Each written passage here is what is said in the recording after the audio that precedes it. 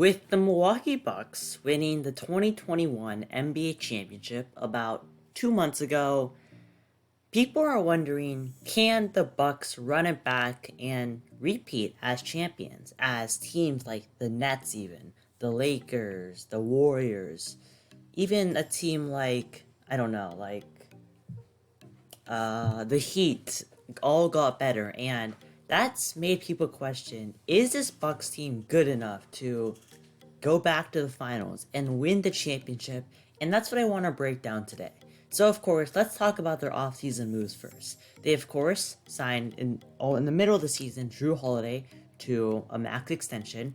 They traded for Grayson Allen, trading I think a few second round picks. They picked up George Hill and Rodney Hood on just free agency, and they re-signed people like Bobby Portis and Jeff Teague and got Semi Ojeleye, but they did lose PJ Tucker, which I think is still a pretty big loss. And why did the Bucks win the championship first? First, Giannis Antetokounmpo is so good.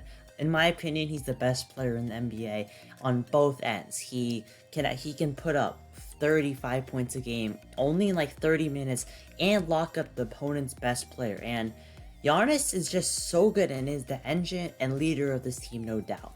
Drew Holiday, yes, in the playoffs, his offense wasn't amazing, but his defense is always there. He's clutch, and he always has that passing. Chris Middleton is the Robin to the Batman, the Kobe to the Shaq, and yes, he isn't as good as Kobe.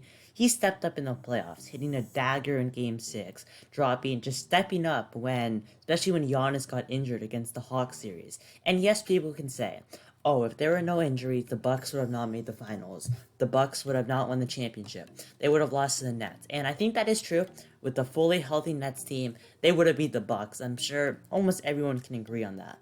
But the thing is that the most underrated part of this team is their ability to stay healthy. Besides Dante DiVincenzo, pretty much, and a little bit of Giannis, everyone was able to stay healthy. Unlike a team like the Celtics, the Nets, the Lakers, the Clippers, they all got injured, but the Bucks, no, and that's why they won the championship, and that's definitely a good thing. Drew Holiday, Chris Middleton, Brook Lopez, Pat Connaughton, they almost played all the games, and that was definitely really big.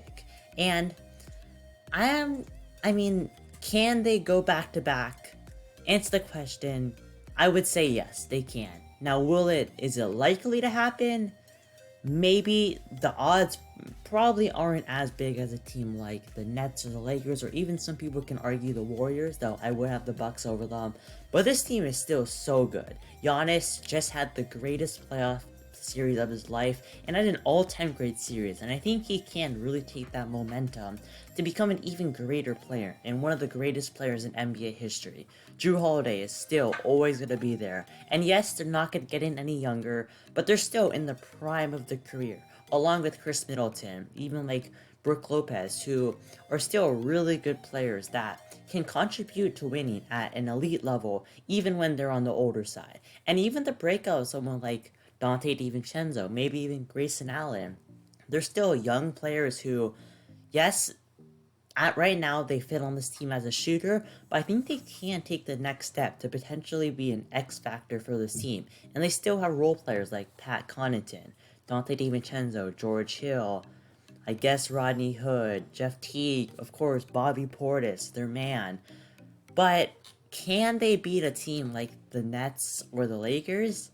I mean, maybe. They have the chemistry, they know what it takes to win, but just stacking them on paper against those teams, it doesn't look amazing. I mean, to thinking about it, the Bucks actually really face or match up well with the Lakers. You have Drew Holiday on Russ, you have like Giannis on Anthony Davis or LeBron, Chris Middleton on LeBron if Giannis guards AD, and that's a pretty good matchup.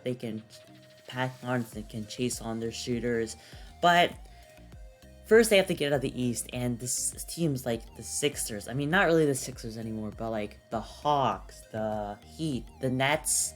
Facing the Nets in the series again is going to be really tough to win unless like Kyrie or Harden gets injured.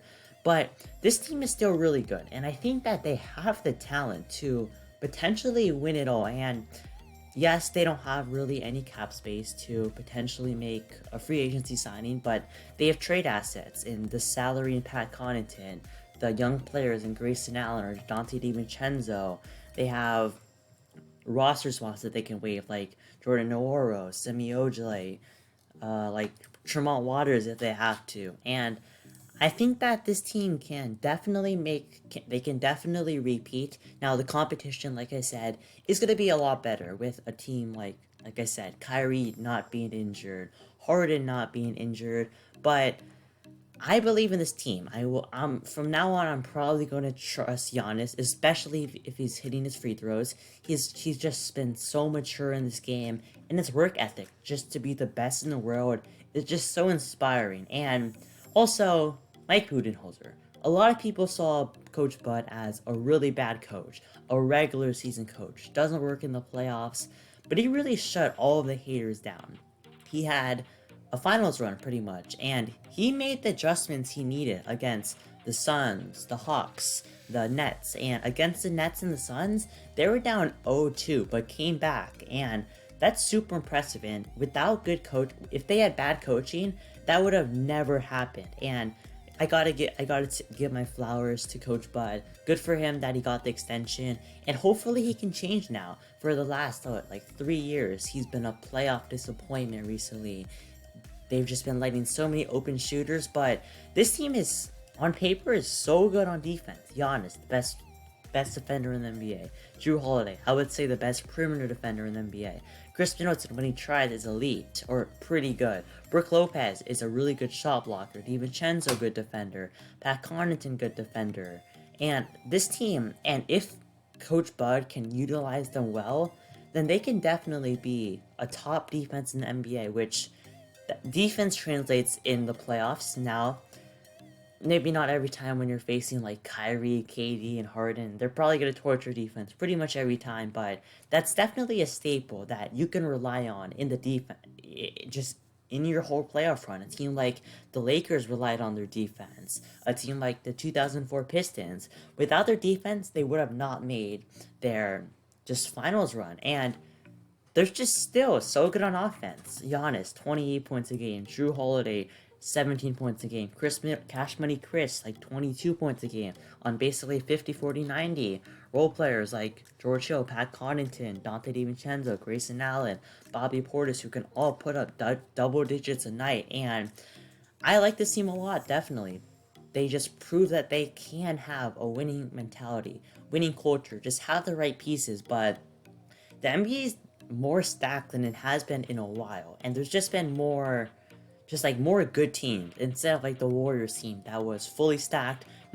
Everyone knew they stood no chance, but there's definitely not really a clear favorite. I would say that the Nets are the favorite, but they're not really clear favorites. I can see the case for the Lakers, the Bucks, even a team like the Warriors that have a chance and might even make the finals championship. And not even talking about the Suns, who made the finals already, and they can definitely bounce back. But will the Bucks repeat?